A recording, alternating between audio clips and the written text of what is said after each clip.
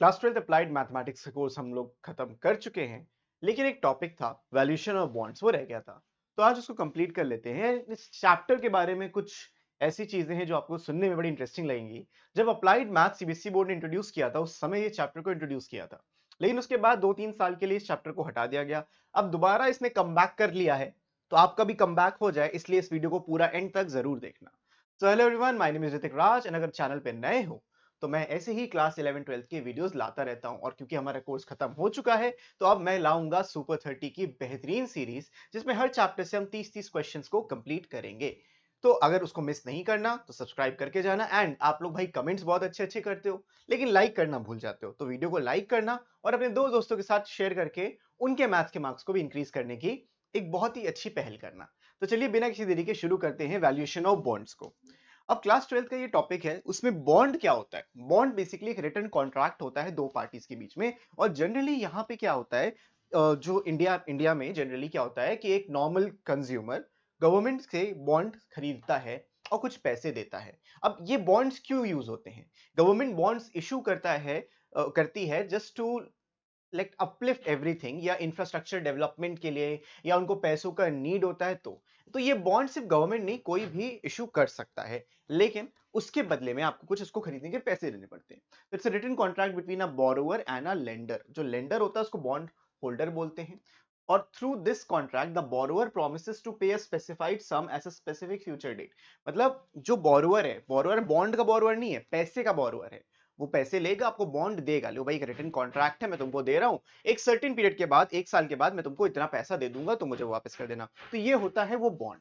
तो एक प्रॉमिस होता है to pay a specified sum at a specific future date and to pay interest payments at a specific rate at equal intervals of time until the bond is redeem. तो दो चीजें हैं। एक तो भाई कुछ फ्यूचर में एक्स्ट्रा पैसा भी देना होगा, और जितने टाइम वो बंदा उस बॉन्ड को खरीदा है उसको इंटरेस्ट भी मिलेगा अपने पैसे पे, जस्ट लाइक आपका पैसा बैंक अकाउंट में रखा है। तो इसके बॉन्ड्स क्यों यूज होते हैं सेविंग बैंक के कंपैरिजन में? क्योंकि बॉन्ड्स में एक अच्छा रिटर्न मिलता है आपको। इसमें कुछ टेक्निकल टर्म्स होते हैं जो आपको जानना जरूरी है, तो चलो उसको भी हम समझ लेते हैं एक एक करके। तो जो टर्म्स हैं, bond is characterized by following terms. एक होता है फेस वैल्यू। फेस वैल्यू, इसको हम पार वैल्यू भी कहते हैं, ये वो सम है जिसपे आप बॉन्ड को खरीदते हो। ठीक है? तो it's a bond price at which the bond is sold to buyers and the time. अब जो जो बायर्स है बेसिकली वो इन्वेस्टर्स हैं, वो पैसा इन्वेस्ट कर रहे हैं अपना और बॉन्ड ले रहे हैं, तो उनको हम इन्वेस्टर या बायर दोनों बोलते हैं at the time of issue. It is also the price at which the bond is redeemed at maturity. It is also known as the par value of the bond. Generally at par जब होता है तो ये होता है। फिर redemption price, it is the amount the bond issuer pays at maturity. It is usually equal to the face value in case the bond is redeemed at par.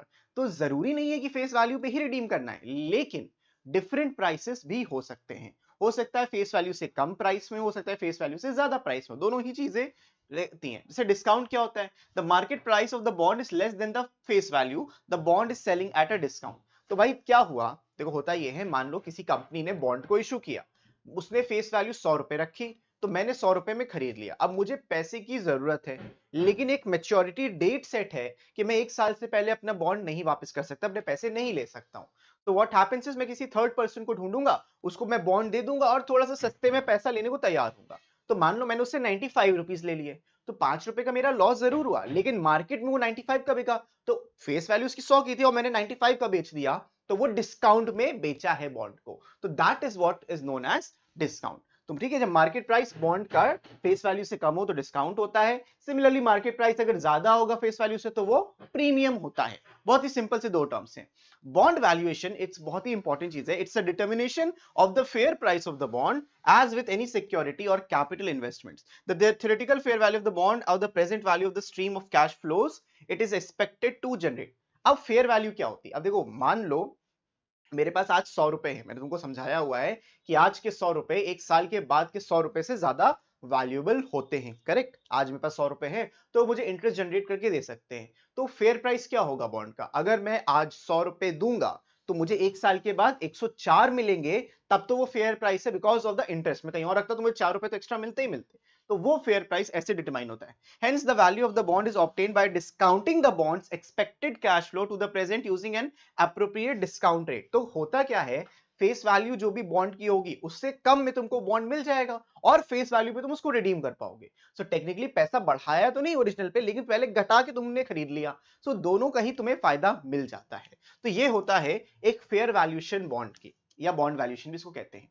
फिर आता है नॉमिनल रेट ऑफ इंटरेस्ट। ये मैं आपको already समझा चुका हूं, लेकिन फिर समझ लो। ये वो रेट है which a bond yields interest, it is also known as the coupon rate. अब कूपन रेट और नॉमिनल रेट सेम चीज को बताते हैं, तो वर्ड्स में कंफ्यूज नहीं होना है, इसमें बहुत सारी चीजें होती हैं, हम लोग जनरली कंफ्यूज हो जाते हैं, तो नहीं होना है, तो इसलिए याद कर लो कूपन रेट और नॉमिनल रेट सेम होता है। अब कूपन रेट क्या होता है? A bond's coupon rate denotes the annual interest rate paid by the bond issuer to the bond holder.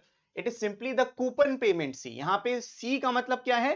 Coupon payment, कितना इंटरेस्ट मिल रहा है। मान लो मैंने 100 रुपए का बॉन्ड लिया, मुझे हर साल 10 रुपए मिल रहे हैं, तो भाई 10 रुपए अपॉन 100 रुपए, तो आपको मिल जाएगा 0.1, यानी कि 10%। आपको परसेंटेज में कन्वर्ट करना सबको आता है, इसको 100% से मल्टीप्लाई करोगे तो वो परसेंटेज में आ जाएगा, तो ये 10% इसका कूपन रेट बन जाएगा। तो this is what a coupon rate means, ठीक है, as a percentage of the face value. Coupon yield is called the nominal yield. अब ये जो कूपन यील्ड है वो नॉमिनल यील्ड भी कहलाता है। उसके बाद एक वर्ड आता है current yield. The current yield is simply the coupon payment C as per the percentage of the current bond price P naught. अब ये जो करंट बॉन्ड प्राइस है ये कुछ भी हो सकता है, ज्यादा भी फेयर वैल्यू से और कम भी। उसके बाद यहाँ पे पी नॉट करंट प्राइस है। उसके बाद हम आते हैं वाईटीएम पे, ये बहुत इंपॉर्टेंट टर्म है, इसको हम कहते हैं yield to maturity. The yield to maturity is the discount rate at which the returns the market price of a bond without embedded optionality. It is identical to required return. YTM is thus the internal rate of return of an investment in the bond made at the observed price. Since YTM can used to be to price a bond, bond prices are often quoted in terms of YTM. Remember, जो हम coat करेंगे price का वो yield to maturity होगा, एक discount rate है। Yield to maturity basically एक discount value है जो हम बॉन्ड प्राइस पे लगाते हैं। To achieve a return equal to YTM, the bond owner must buy a bond price at P naught, hold the bond until maturity and redeem the bond at par.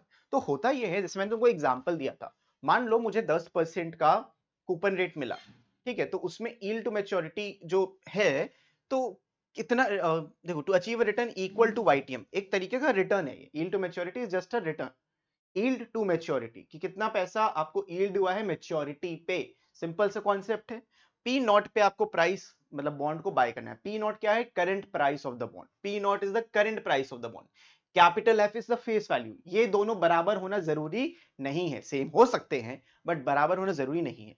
तो मान लीजिए मैं 90.9 rupees का कुछ खरीदता हूं, उसका 10% अगर यील्ड टू मैच्योरिटी है तो 10% उसका कितना हो जाएगा? 9.1 रुपीज हो जाएगा। तो 10% मतलब 100 रुपए उसका फेस वैल्यू हो। तो इस तरीके से अभी आपको क्वेश्चन से ज्यादा समझ में आएगा, लेकिन यील्ड टू मैच्योरिटी एक डिस्काउंटेड प्राइस है जिसपे आप बॉन्ड को खरीदते हो। जब मैच्योरिटी पे लोगे तो आपको फेस वैल्यू मिले। लॉजिक क्लियर है? इजी है ना, कोई डिफिकल्ट नहीं है।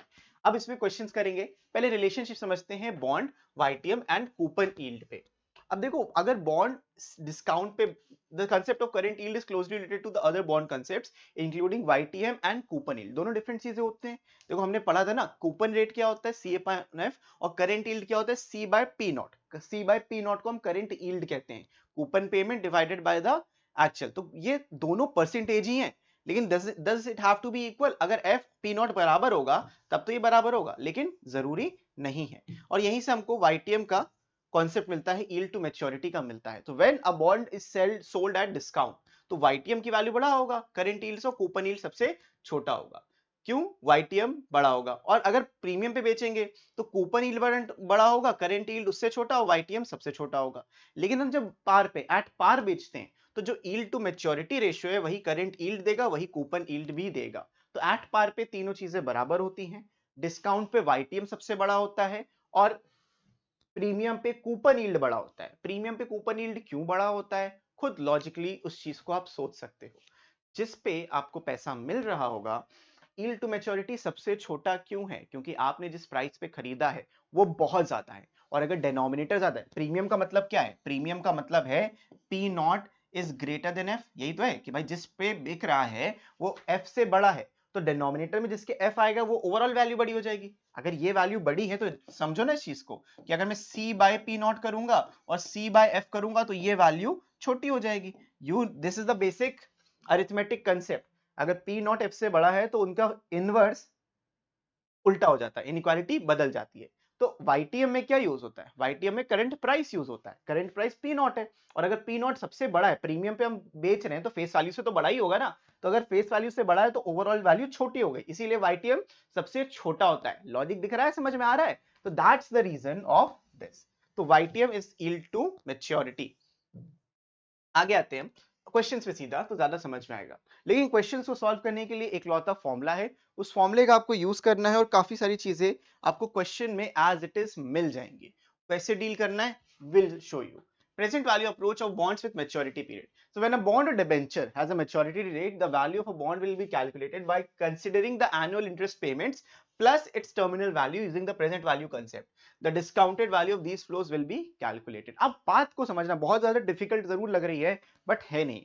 जितना भी आपने पैसा खरीदा होगा बॉन्ड पे, एक मेच्योरिटी अमाउंट उसका सेट होगा, उस पे इंटरेस्ट मिल रहा होगा, और इंटरेस्ट पे भी इंटरेस्ट मिलता है अगर मल्टीपल ईयर्स इन्वॉल्व है। तो सबका प्रेजेंट वैल्यू कैलकुलेट करके आपको बॉन्ड वैल्यू एक जनरेट होता है। तो आप देखते हैं, by comparing the present value for bond with the current market value, it can be determined whether the bond is over valued and under valued. तो हम जो प्रेजेंट वैल्यू बॉन्ड की निकाल रहे हैं, like calculating all the future payments and everything, वो अगर market price को जस्टिफाई कर रहा है तो ठीक है, अगर मार्केट प्राइस से ज्यादा है तो वो जस्टिफाइड नहीं, ओवर वैल्यूड है। तो हर एक चीज हमको यहाँ पे देखनी पड़ेगी।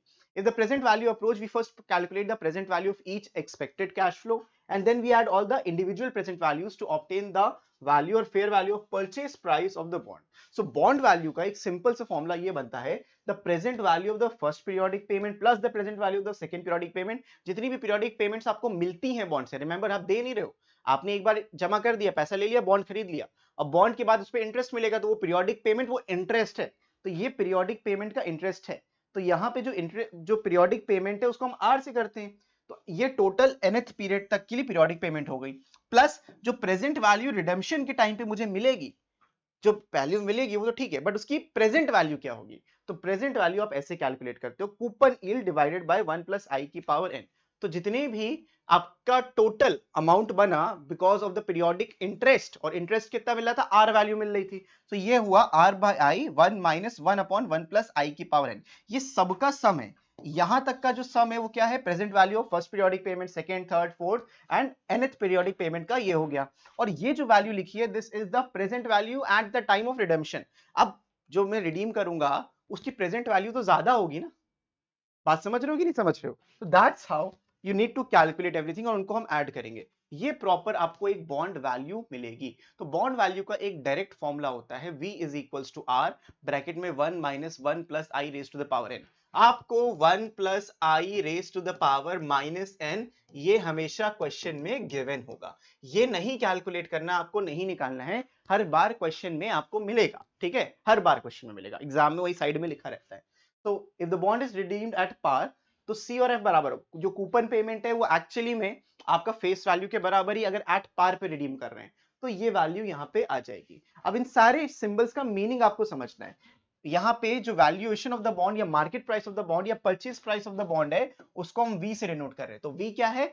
एक फेयर वैल्यू या करंट मार्केट वैल्यू भी तुम बोल सकते हो। फेस वैल्यू जिसपे बॉन्ड को इशू किया जाता है, रिडेम्पशन प्राइस या मैच्योरिटी वैल्यू सी, यही अगर फेस वैल्यू पे होगा तो सी और एफ बराबर होंगे। सी क्या है? मैच्योरिटी वैल्यू या redemption price. Number of cash flows, कितने बार आपको पीरियोडिक पेमेंट मिलेगी, यानी इंटरेस्ट कितनी बार रिसीव होगा, n टाइम्स। और आईडी जो है, be the rate of interest per period. यहाँ पे हम आईडी यूज कर रहे हैं, तुम आई का यूज करो, कोई दिक्कत नहीं है। तो जो पीरियोडिक डिविडेंड पेमेंट होगी, that is the periodic interest, it is given by R. ये जो पीरियोडिक पेमेंट है, जो तुम्हें कूपन रेट, जो तुम्हारा मानो 100 रुपए का तुमने बॉन्ड लिया, मान लेते हैं, तो कूपन वैल्यू 100 रुपए हो गई। तो 100 रुपए का तुमने बॉन्ड लिया है और उस पे 0.1, तो 10% का ही तो तुम्हें इंटरेस्ट मिलेगा। तो यील्ड रेट और इंटरेस्ट रेट पर पीरियड यहाँ पे आई हो गया। रिमेंबर, ये आईडी और आई डिफरेंट है, ये यील्ड रेट है या rate of interest per period है, और आईडी तुम्हारा इंटरेस्ट पर पीरियड है। ID is the interest per period और I is the yield rate और इंटरेस्ट ऑफ रेट पर पीरियड। तो कूपन पेमेंट और पीरियोडिक पेमेंट हमने आर से डिनोट किया, 2 बार आ गया शायद, तो ठीक है। तो ये आर से, कैपिटल आर से डिनोट की। कूपन पेमेंट क्या है? वो इंटरेस्ट वैल्यू जो तुमको हर बार हर टाइम पे मिलेगी, हर साल में, हर महीने में, जो भी आपका स्टेटेड रहेगा। तो ये फॉर्मूला है, इसको आप नोट कर सकते हो। इसके बारे में हम क्वेश्चंस पे बढ़ते हैं। ये जो आईडी है, इंटरेस्ट रेट पर पीरियड कब यूज करना है, और ये जो यील्ड रेट है इसको कब यूज करना है, तो मैं तुमको बहुत सिंपल से तरीके से समझाता हूं। यहां पे जो आप आई, जितने भी आई देख रहे हो, ये वाला आई है, यील्ड रेट और रेट ऑफ इंटरेस्ट पर, इसी से यील्ड टू मैच्योरिटी वैल्यू भी में निकलती है। और ये जो आईडी है ये सिर्फ तुम्हारा कूपन रेट निकालने के लिए हेल्प करती है। इतना काम है भाई, इतना डिफरेंस होता है। So ID with the rate of interest per period और for the coupon periodic interest निकालने के लिए। तो इस क्वेश्चन से आपको बहुत ही अच्छे से मैं हर एक चीज समझा दूंगा। यहाँ पे जितनी चीजें लिखी हैं क्वेश्चन को आपको रीड करना है, सॉल्व करना है। जो फॉर्मूला बताया ये फॉर्मूला है, सिंपल सा फॉर्मूला है। ये सब कूपन रेट की एन्युटी वैल्यू है और ये आपका प्रेजेंट वैल्यू है। चाहिए फॉर्मूला सी और एफ कब है, मैच्योरिटी पे है। ठीक है, यहाँ पे सी का मतलब क्या है, रिडेम्पशन प्राइस और द मैच्योरिटी वैल्यू। समझ रहे हो नहीं समझ रहे हो, बहुत इंपॉर्टेंट चीज बता रहा हूं। अब इसके बाद what should be the price of the bond to yield an effective interest rate of 8%। ये जो इफेक्टिव रेट ऑफ इंटरेस्ट है, यील्ड रेट है, जितना पैसा आना चाहिए वो 8% है। तो हमारा आई की वैल्यू 8% हो जाएगा, या इसको 0.08 भी तुम बोल सकते हो। उसके बाद if it has a face value of 1000, तो आप फेस वैल्यू यानी कि एफ को 1000 रुपीज बोलोगे। And maturity period is 15 years, जो मेच्योरिटी पीरियड है वो 15 साल का है, 15 ईयर्स आप यहाँ पे बोलोगे। और जो नॉमिनल रेट ऑफ इंटरेस्ट है, मतलब कि जो कूपन रेट है, ये 10% है। तो आप यहाँ बोलोगे जो कूपन रेट है मेरा वो 10% है। इस तरीके से आपको चीजों को बनाना है। इससे क्या होगा, आपका कैपिटल आर की वैल्यू सबसे पहले निकलेगी। आर की वैल्यू जो होता है तुम्हारा फेस वैल्यू, जो भी फेस वैल्यू है, या ऐसा कह सकते हो, हाँ तो फेस वैल्यू है। What should be the price of the bond, हमको कैपिटल वी निकालना है। तो F जो भी फेस वैल्यू तुम्हारी थी उसको मल्टीप्लाई कर दो आईडी से। जो तुमने मल्टीप्लाई किया फेस वैल्यू को, 1000 रुपए का बॉन्ड था, उस पे 10% तुमको मिलना था, यानी 100 रुपए ये तुम्हारा कूपन रेट है। मतलब जितने भी साल तुम्हारे पास ये बॉन्ड रहेगा तुम्हें 100 रुपए पर एनम मिलने ही मिलने हैं। समझ में आ गया? तो ये था 100 रुपए का काम कि क्यों हो रहा है। तो हमने ये क्लियर कर लिया, हर चीज अपने को पता है कि हर चीज है क्या। यहाँ पे कैपिटल स्मॉल आई 0.08 है। अब हम सीधा फॉर्मूला रखते हैं। ये है हमारा फॉर्मूला, फिर से देख लो। इस फॉर्मूले में हम वैल्यूज रखेंगे r1 - 1 + i, और आपको यहाँ पे वैल्यू दे दिया जाएगा कि देखो 1.08 रेज टू द पावर -15 की वैल्यू इतनी इतनी होती है। तो इसके अकॉर्डिंग, क्वेश्चन के अकॉर्डिंग, ये जो वैल्यू दी गई है बच्चों, ये दी है 0.315, 0.315, 004 भी है, बट हम ये 3 डिजिट का यूज करेंगे। So this is what is given to you, इतना तुम्हें गिवन रहेगा ही रहेगा।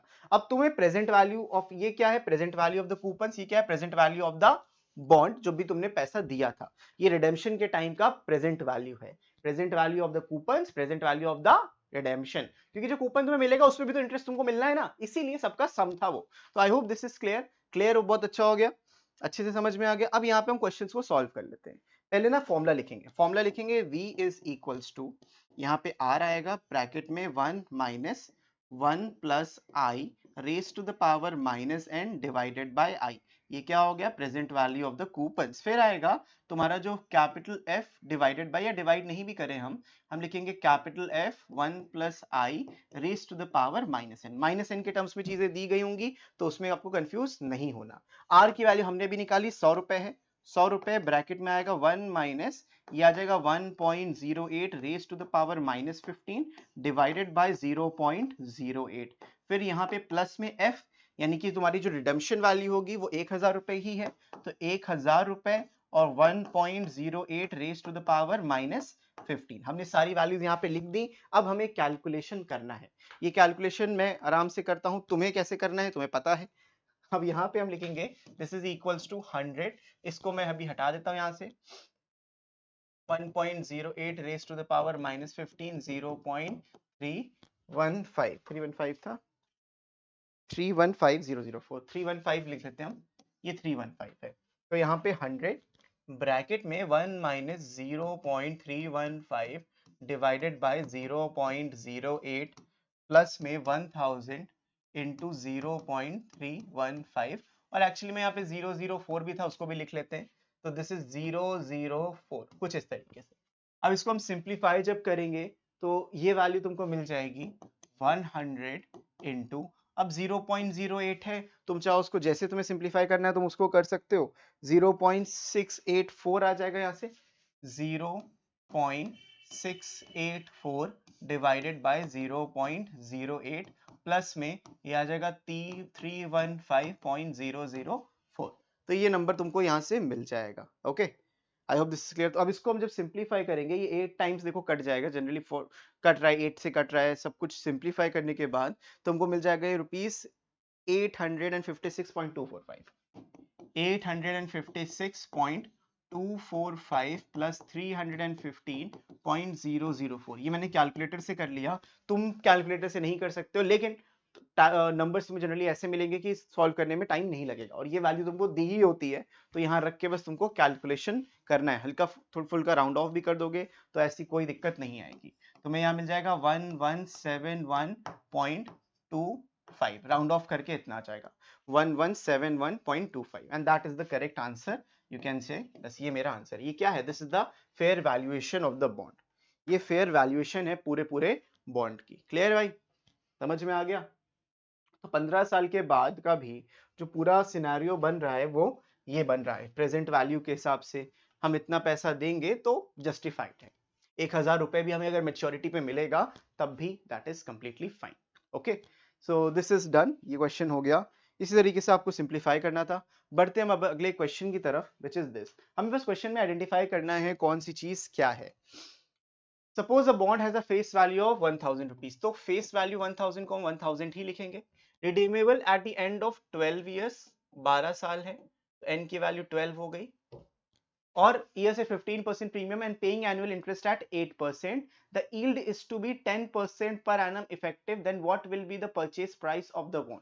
अब यहाँ पे जो हमें समझने वाली बात है वो सी की बात है, क्योंकि देखो अगर आप जो रिडेम्पशन वैल्यू चाह रहे हो, जैसे मैंने फॉर्मूला जो यहाँ पे बताया है, देखो सी वाला, ये सी क्या है? रिडेम्पशन वैल्यू, किस पे रिडीम कर रहे हो, तो यहाँ पे जो सी है that is the redemption value, वो 15% प्रीमियम पे मिलेगा, तो सी हम यहाँ पे निकालेंगे 1000 इंटू 1.15। 1.15 क्यों कर रहे हैं? 15% बढ़ा के इन द फेस वैल्यू, तो ये तुम्हें सी की वैल्यू मिल जाएगी, इसकी वैल्यू आ जाएगी 1150 रुपए, तो 1150। ये क्या है जिसपे हम रिडीम करेंगे? पिछले क्वेश्चन में ये जो C की वैल्यू थी वो एक्चुअली F था, इस क्वेश्चन में C और F बराबर था एट पार, क्योंकि कुछ नहीं बोला तो उसको एट पार ही मानेंगे, लेकिन इसमें C की वैल्यू आपको दी है 15% प्रीमियम पे, डिस्काउंट भी हो सकता है, प्रीमियम भी हो सकता है, and paying annual interest at 8%, the yield is to be 10% effective. Remember जो यील्ड होगी वो स्मॉल i है विच इज 10% और 0.1 होगा, और ID यानी कूपन रेट जिससे हम निकालेंगे दैट इज जस्ट 8% और 0.08। इससे क्या होगा? हम कैपिटल R की वैल्यू निकालेंगे। कैपिटल R की वैल्यू होती है जो भी तुम्हारा F है इंटू ID।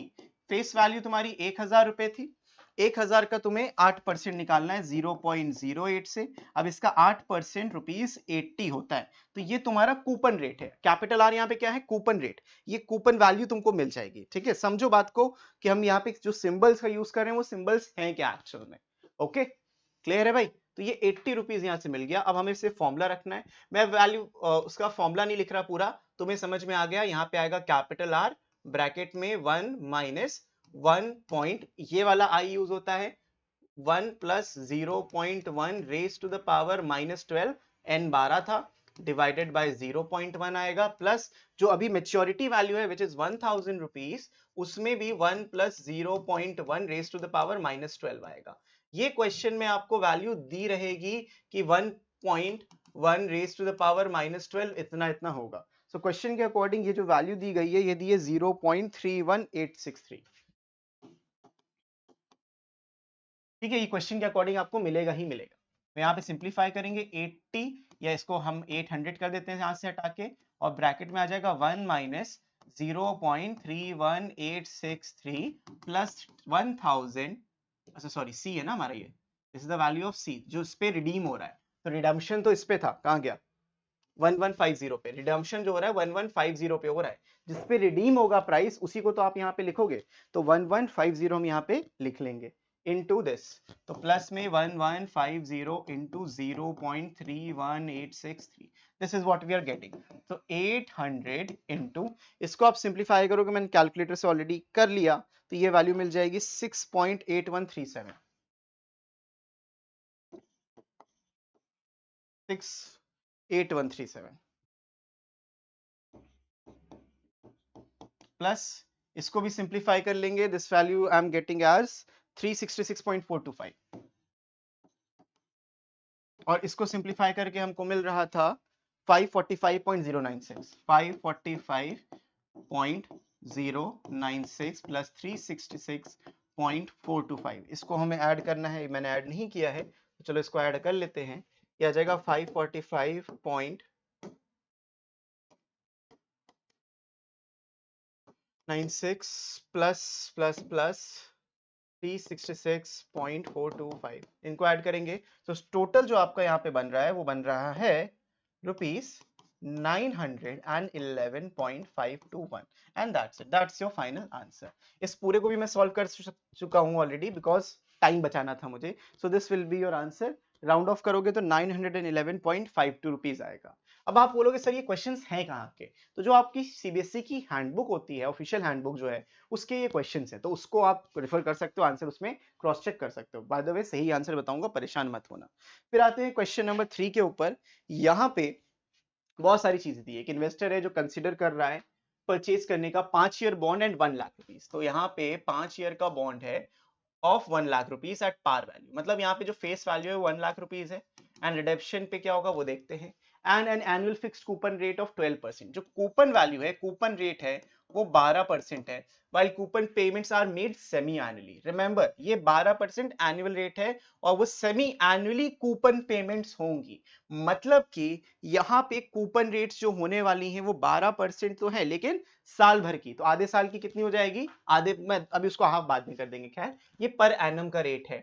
और जो तुम्हारा आई है दैट इज 6.75%, ये मिनिमम यील्ड है एंड दिस इज ईयरली। जब भी यील्ड दी होंगी गिवन ईयरली अनलेस स्पेसिफाइड, अगर वो हाफ ईयरली बोलते उसको आधा कर देते, बट इन्होंने पूरे साल का बोला है। Find the fair value of the bond, इतनी सारी चीजें हमको पता है और एट पार पे वो इन्वेस्ट भी होगा, सब कुछ यहाँ पे क्लियर है। लेकिन क्या n की वैल्यू 5 रहेगी? नहीं। क्यों n की वैल्यू 5 नहीं रहेगी? n आ जाएगा आपका 10। वाई 10? क्योंकि यहाँ पे 5 इयर्स हैं, टाइम 5 ईयर है और ये n जो है वो 10 पीरियड्स के लिए होगा। ये बड़ा इंपॉर्टेंट चीज है जो बच्चे मिस करते हैं, इसीलिए मैंने आपको लिख के समझाया कि n 5 साल दिए हैं, लेकिन क्योंकि पेमेंट सेमी एनुअली हो रही है, पेमेंट सेमी एनुअली हो रही है, तो it shouldn't be 5, it should be 10 periods. Now you know everything. Now we can calculate starting with capital R. Capital R जो होगा वो 12% ऑफ 1 लाख होगा, लेकिन डिवाइड बाय 2 भी होगा। क्यों डिवाइड बाय 2 कर रहा हूं? क्योंकि ये जो मैं निकाल रहा हूं 12% ये पूरे साल का है, आधे का तो 6 ही परसेंट हुआ, और 6% कितना हो गया? 6,000 रुपए हो गया। तो 6,000 रुपीज ये आपके कूपन पेमेंट्स होंगे, मतलब हर बार इतना आपको पैसा मिलना ही मिलना है।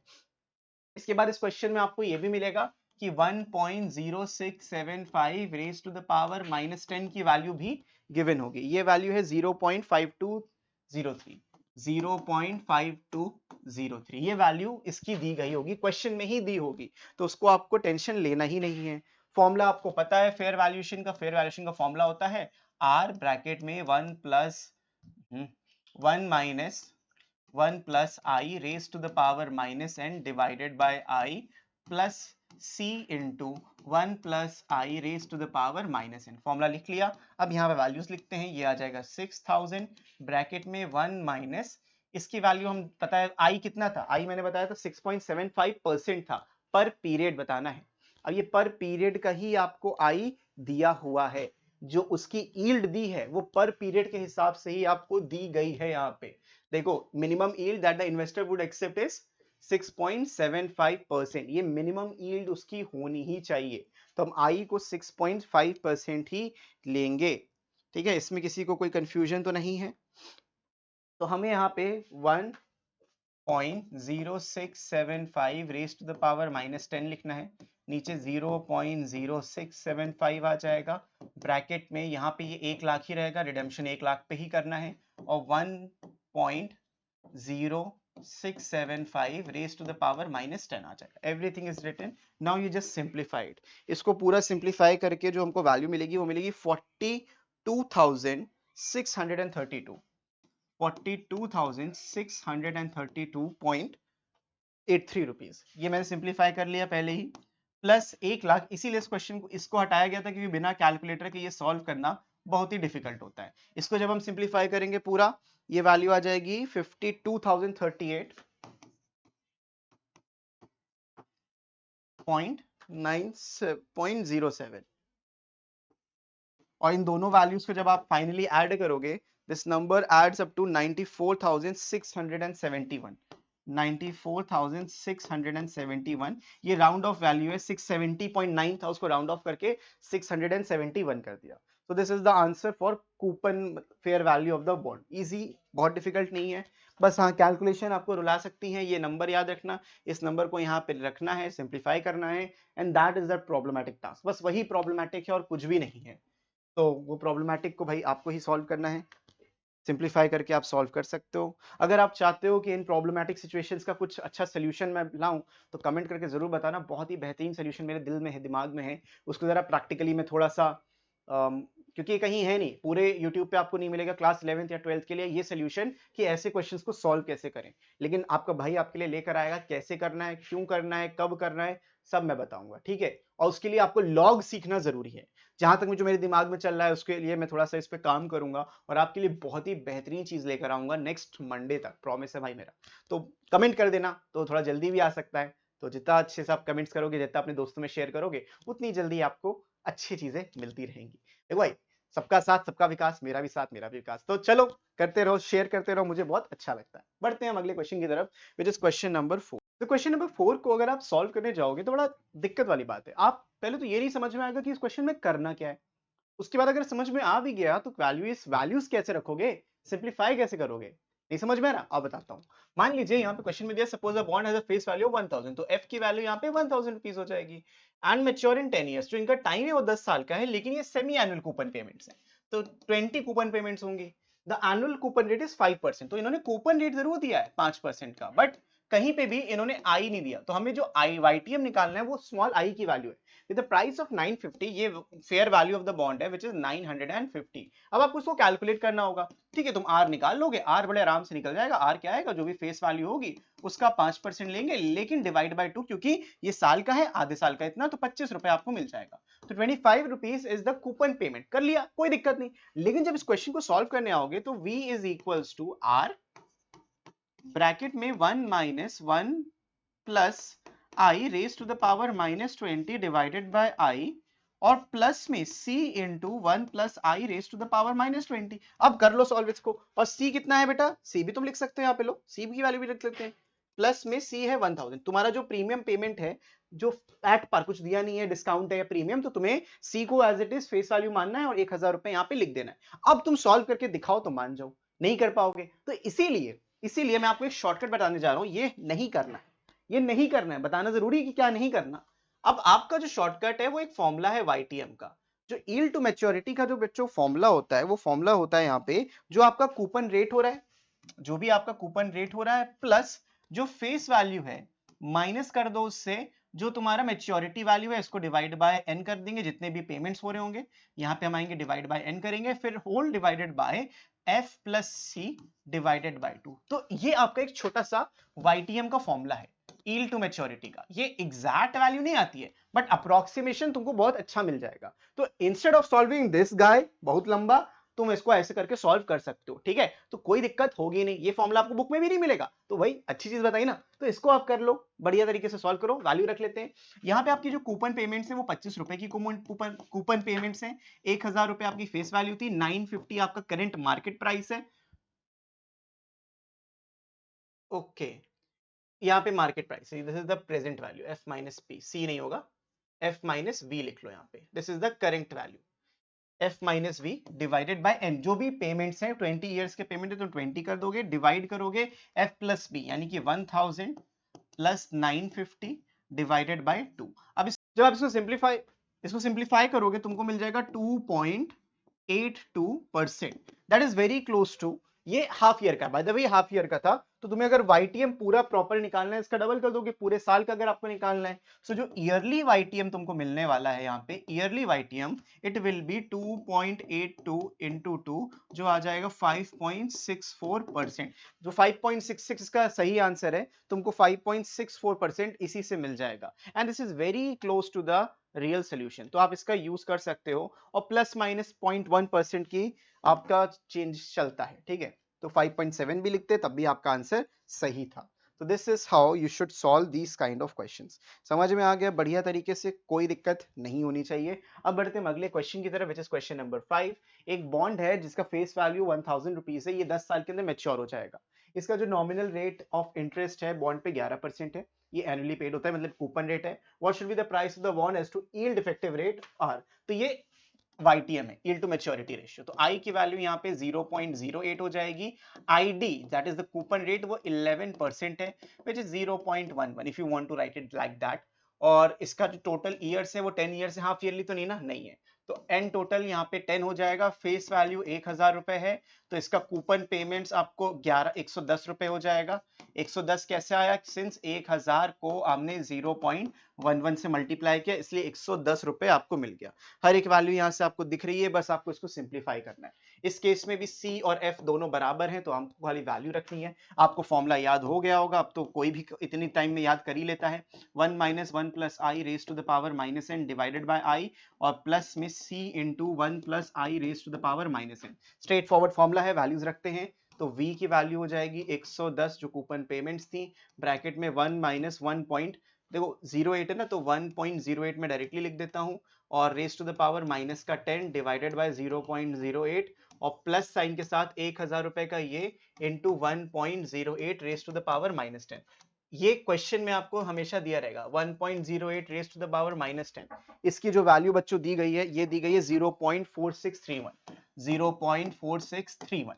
so this is the value of this। अब इसको आप जब सिंप्लीफाई करोगे, जो ये वैल्यू आएगी, दैट वैल्यू विल बी 738.11। तो रुपीज 738.11 प्लस इसको सॉल्व करोगे तो यहां से तुमको वैल्यू मिल जाएगी 463.191। अब जो फाइनल तुम वैल्यूएशन इसका जब सम करोगे, your final answer will be 1200 rupees, 1201.30 rupees. ये है इसकी fair value of the bond. I hope आप सबको क्लियर हो गया होगा, कोई दिक्कत नहीं। इसके बाद बस एक क्वेश्चन और बचता है, ये जल्दी से आप नोट कर सकते हो, फिर हम बढ़ते हैं अगले क्वेश्चन की तरफ। बढ़ते हैं हम लास्ट क्वेश्चन के ऑफ दिस वीडियो एंड इस चैप्टर का एंड इस अप्लाइड मैथ्स का। वैल्यूएशन ऑफ बॉन्ड्स खत्म, फाइनेंशियल मैथ्स खत्म, एवरीथिंग खत्म। तो what is the value of the bond considering a bond has a coupon rate of 10% charged annually. Annually की बात कर रहा है, तो फेस वैल्यू इसकी 1000 रुपए है, इसका जो कूपन रेट है वो 10% है, और जो स्मॉल आई है वो 11% है। बॉन्ड का 5 साल है मैच्योरिटी का, तो एन की वैल्यू 5 हो जाएगी। हमें सब यहाँ पे बस रखना है, पहले आर निकाल लेते हैं। आर हो जाएगा जो भी फेस वैल्यू होगी इनटू द कूपन रेट। याद रखना दो डिफरेंट आई है यहाँ पे। यहाँ पे 10% निकालोगे तो 100 रुपए आपका कूपन रेट बन जाएगा। एक बार फॉर्मूला लिखना होता है, फॉर्मूला होता है आर ब्रैकेट में 1 - 1 + I raise to the power -n divided by I, and plus में C into 1 + I raise to the power -n। ये C और F सेम चीज होता है। C मैच्योरिटी वैल्यू है, कूपन रेट नहीं। कूपन रेट में R से डिनोट कर रहा हूं क्योंकि आपके बुक में R से ही दिया है, बुक टू बुक ही वेरी करता है। आपको लॉजिक इसलिए मैंने समझा दिया कि कौन सी चीज क्या है, आप आराम से समझ सकते हो उसको। उसके बाद यहाँ पे आपको सिर्फ वैल्यूज रखनी है। R की वैल्यू 100 रुपीज थी, और यहाँ पे आ जाएगा 1 माइनस इसकी वैल्यू आपको दी होगी 1.11 रेज टू द पावर -5 की वैल्यू। ये आपकी बुक के अकॉर्डिंग दी है 0.59345, 0.59345 ऐसा दिया हुआ है। तो यहाँ पे हमें बस वैल्यूज रखनी है। यहाँ पे we'll write एक बार 1.11 raise to the power -5 raise to the 0.11, और यहाँ पे प्लस में C 1000 रुपीज ही है फेस वैल्यू, और यहाँ पे हो जाएगा 1.11 raised to the power -5। everything you know, just put in the values 100 into, इसको सिंप्लीफाई करोगे तो मिलेगा 0.4065, 0.4065 डिवाइडेड बाय 0.11 प्लस 1000 इंटू, इसको सिंप्लीफाई करके आ रहा था 0.5945345। तो when you simplify this further, इसको फर्दर सिंप्लीफाई करने पे 369.5 मिलेगा, और इसको फर्दर सिंप्लीफाई करने पे 593.45 मिलेगा। तो फाइनल जो आंसर आएगा वो आ जाएगा 0.95। 3 and 9 is 12, 9 and 6 is 15, plus 1 16, 3 and 5 is 8, 1 9, 962 rupees में। ये हो गया आपका फाइनल आंसर, और इसी तरीके से ये चैप्टर हो गया खत्म, और आपको हर एक क्वेश्चन मैंने बॉन्ड का हर टाइप का कंप्लीट करा दिया। सो बच्चों इस वीडियो के लिए इतना ही रखते हैं, मैं मिलता हूं आपसे नेक्स्ट वीडियो में। तब तक के लिए keep practicing, keep learning, and subscribe करना मत भूलना। Take care and bye bye.